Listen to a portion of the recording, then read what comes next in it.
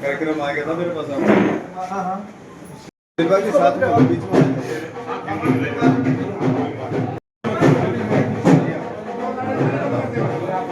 करवाइए बंद एक बार ये।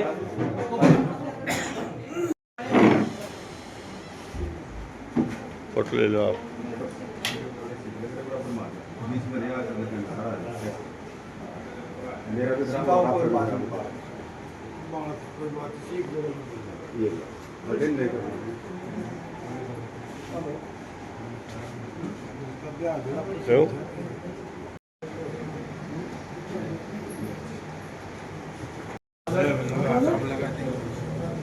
नहीं आ दूंगा।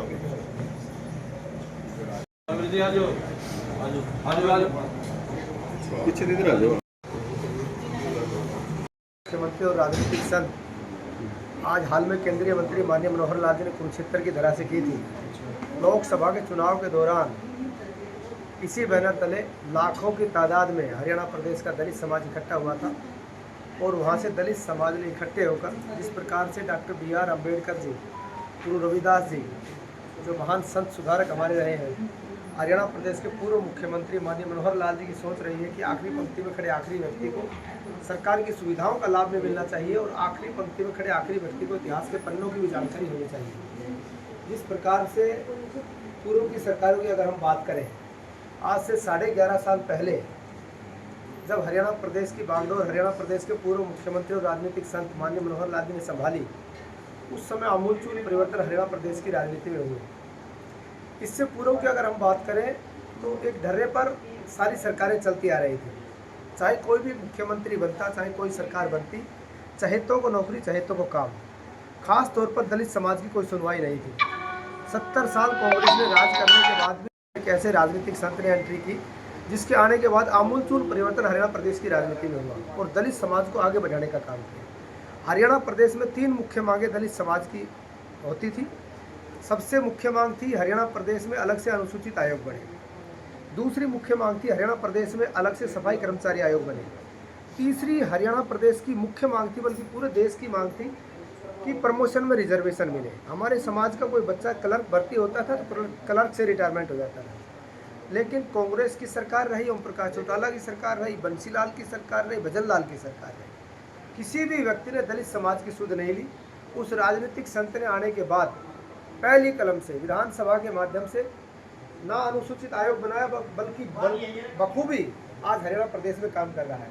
सफाई कर्मचारी आयोग हरियाणा प्रदेश में बखूबी काम कर रहा है। आज उसकी कलम का नतीजा है, मनोहर सोच का नतीजा है कि प्रमोशन में रिजर्वेशन बखूबी हरियाणा प्रदेश में लागू है।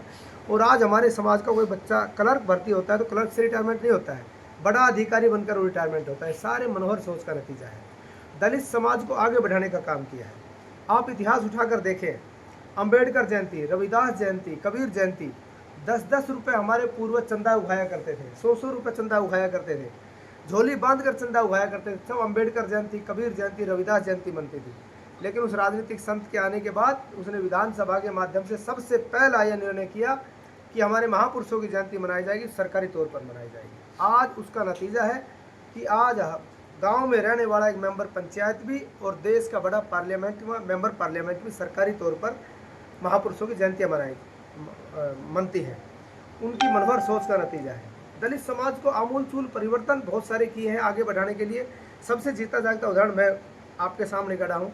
कोई भी सरकार बनती, कोई मुख्यमंत्री बनता, चहेतों को नौकरी चहेतों को काम देता। सीएमओ में तो खास तौर पर अपने रिश्तेदार, भाई बंधु, इस प्रकार की सीएमओ में नियुक्ति होती थी। लेकिन उस राजनीतिक संत ने सत्ता संभालने के बाद पहली कलम से और पहला जो सीएमओ में नियुक्ति की वो दलित समाज के एक गरीब बच्चे की। आज भी मैं जिला गुड़गांव का रहने वाला हूँ, सी सिकंदरपुर मेरा गांव है, 70 वर्ग गज के मकान में रहता हूँ और सबसे महत्वपूर्ण पद पर सीएमओ में नियुक्ति मेरी की जब हरियाणा प्रदेश में मुख्यमंत्री थे, चीफ मीडिया कोऑर्डिनेटर के तौर पर। बतौर 10 साल मैंने उनके साथ बखूबी काम किया और केंद्र में सरकार बनने के बाद जब माननीय मनोहर लाल जी केंद्र में चले गए, 2 मंत्रालय उनके पास बड़े हैं, तो सबसे पहले राजनीतिक नियुक्ति हुई एक दलित समाज के बच्चे की हुई। आज मैं मीडिया एडवाइजर के तौर पर मंत्रालय में उनके साथ काम कर रहा हूँ। कटारिया साहब, मनोहर जी समालखा में 2016 में आए थे और उनकी 4 यहाँ उन्होंने घोषणा करी थी। उन घोषणाओं पे आधा काम हुआ है और आधा काम नहीं हुआ। उनमें मुकदमे भी दर्ज हो गए जिन लोगों ने 50% काम हुआ, 70% पैसा चला गया और अब वो काम अधूरे पड़े हैं। पूरा समाज यहाँ खड़ा है, रेलवे पार्क है, एक धर्मशाला है जी, कम्युनिटी सेंटर है, कई काम ऐसे। आधा सवाल का जवाब तो आपने दे दिया कि मुकदमे दर्ज हो गए। इस प्रकार की पारदर्शी सरकार, गिरफ्तारी नहीं हुई सर और आज तक। पारदर्शी मुख्यमंत्री आज हरियाणा प्रदेश में काम कर रहा है। मैं आपको विश्वास दिलाता हूँ, इस प्रकार की अनदेखी किसी ने की होगी तो निश्चित तौर पर उसके खिलाफ कार्रवाई होगी और उसको अमली जामा पहनाने का काम किया जाएगा। मनोहर लाल जी ने अपने कार्यकाल में जो भी घोषणा की गई होगी उसके कहे हुए, मुंह से निकले हुए सब कानून बन जाएंगे। उसको अमली जामा पहनाने के लिए पूरी सरकार लगी हुई है। बखूबी संजीदगी से हरियाणा प्रदेश के यशस्वी मुख्यमंत्री माननीय नायब सैनी जी, पूरी सरकार लगी हुई है। मैं आपको विश्वास दिलाता हूँ, इस प्रकार की किसी प्रकार की कोई भी योजना हो जो अधूरी रह गई उसको बखूबी आगे बढ़ाया जाएगा, उसको इम्प्लीमेंटेशन सर अधिकारी उसमें काम नहीं करते। अगर अधिकारी में कोताही कहीं मिली तो अधिकारियों के खिलाफ भी कार्रवाई की जाएगी। सर कुछ पद यहाँ जैसे हमारे कमेटी के दिए गए हैं, ऐसे ही अलग अलग प्रदेशों में भी ऐसे हैं तो सीएम बना दिया गया है, तो बीजेपी की सोच कैसी है सर? जीता जागता उदाहरण आपके सामने, बैकवर्ड क्लास का एक गरीब सैनी समाज का एक बच्चा हरियाणा प्रदेश का मुख्यमंत्री बन गया। इससे जीता जागता उदाहरण क्या हो सकता है? पूर्व की सरकारों की आप बात करें तो पीढ़ी दर पीढ़ी मुख्यमंत्री बेटा बनेगा, बाप बनेगा, दादा बनेगा, पोता बनेगा, चलता आ रहा था। लेकिन भारतीय जनता पार्टी की रीति नीति आप देखिए किस प्रकार से बखूबी एक बैकवर्ड समाज के गरीब किसान के बच्चे को मुख्यमंत्री बनाया, बखूबी काम कर रहा है।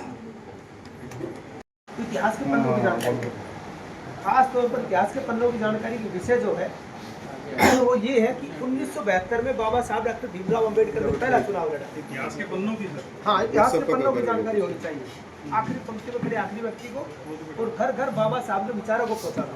जब 1972 में बाबा साहब ने पहला चुनाव लड़ा, 1972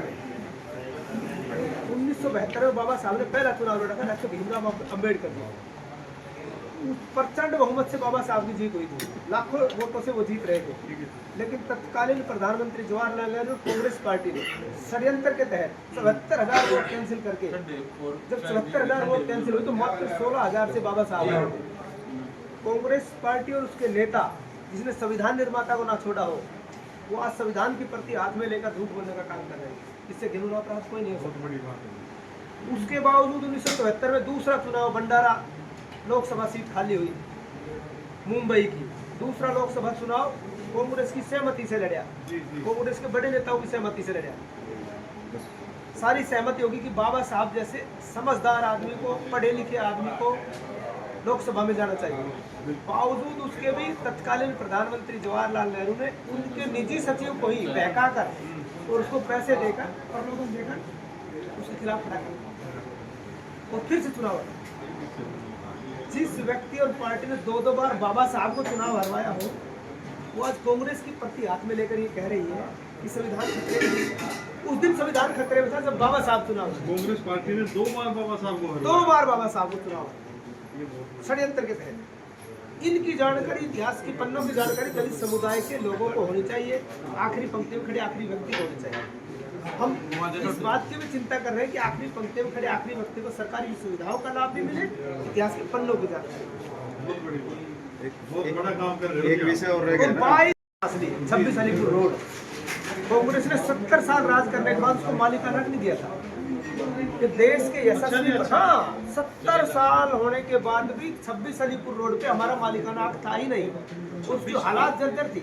अलीपुर रोड से 26 अलीपुर रोड, ये तो जब से हमारा प्रधानमंत्री नरेंद्र मोदी जी बने और भारतीय जनता पार्टी की सरकार बनी, उसके बाद उसको मालिकाना हक भी बना और स्मारक के तौर पर 500 करोड़ रुपए लगाकर स्मारक बनाया। आज पूरे देश के दलित वहाँ पर सेल्फी लेके जाते हैं और वापस आगे जाते हैं। और ये संसद में संविधान लेके जाते हैं सर। इससे बड़ा घिनौना अपराध कोई नहीं है।